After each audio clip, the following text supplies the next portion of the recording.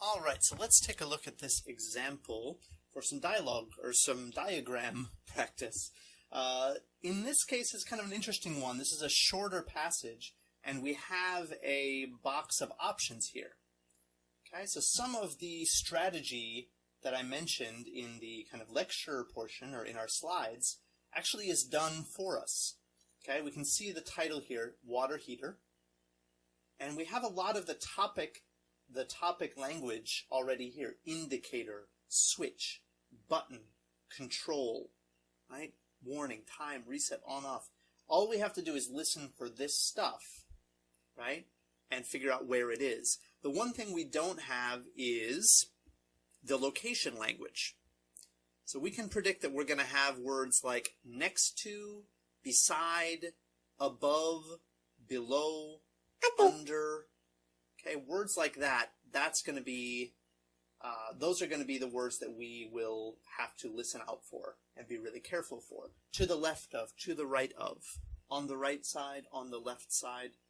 Okay, but it's all going to be those kind of localized directions, or relative directions.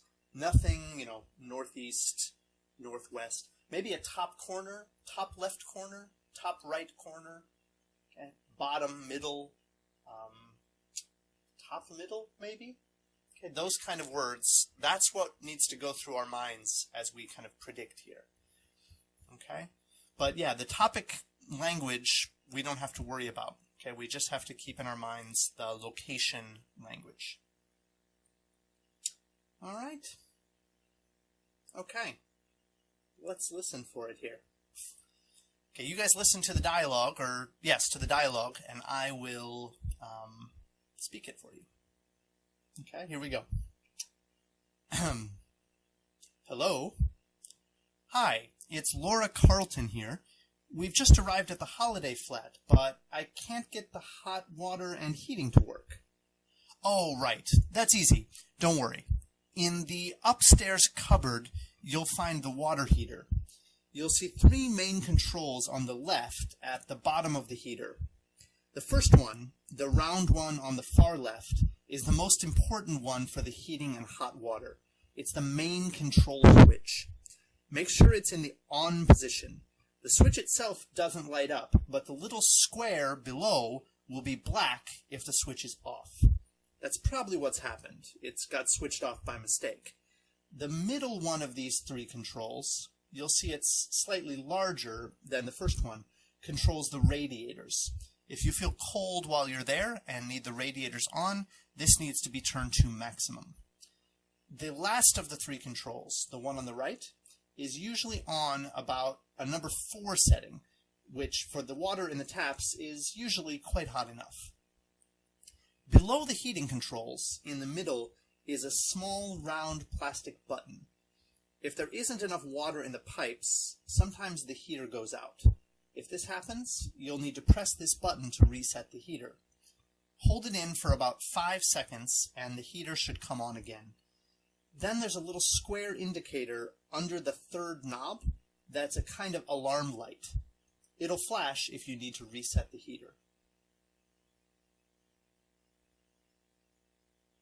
Okay. Now you guys may want to rewind that if you need to hear it again, but if not, let's take a look at the script. All right. So here's the script. We'll take a look at the very beginning. It says you'll see 3 main controls on the left at the bottom of the heater. Okay, so we're looking down here, right? The first one, the round one on the far left. Okay, so we can see just based on what the picture is that must be here, number 11, right? Is the most important one for the heating and hot water. It's the main control switch. Okay, so we hear the word switch. Okay, we can assume that must be B. And then later it says make sure it's in the on position. Okay, so on, off. So number 11 must be B. Now don't panic here because there's a long period where there's no answers. Okay, notice all of this empty dialogue that isn't actually doing anything. Okay, it says the middle one of these controls controls the radiators, central heating radiators. Okay. The last of the controls, the one on the right, controls for the taps, right? For the water in the taps is usually quite hot enough. All right, and then down here we have numbers 12 and 13. Below the heating controls in the middle, okay, there we go, number 12, is a small round plastic button. If there isn't enough water in the pipes, sometimes the heater goes out. If this happens, you'll need to press this button to reset the heater. Okay, so we know button, we can guess it's C, and then we hear the word reset, which confirms it. Okay, so the word button is a big key there. Number 12 should be C. Notice, by the way, this strategy is sometimes used by examiners, okay, when they kind of use a little bit of distance, right? So they mention the button, then they say something else, and then they tell you what it is. You have to be a little bit patient there. That's one strategy that the writers will use. In 13, there's a little square indicator under the third knob that's a kind of alarm light. Okay, and this one is the only one that really uses some paraphrasing. Notice E, alarm light, warning indicator. Alarm, warning, light, indicator. All right, so that number 13, I think, is the only one that uses any kind of paraphrasing in here. All the rest of them match up perfectly with what we have here. Okay. All right, well, let's look next at some strategy for how to solve the map type problem.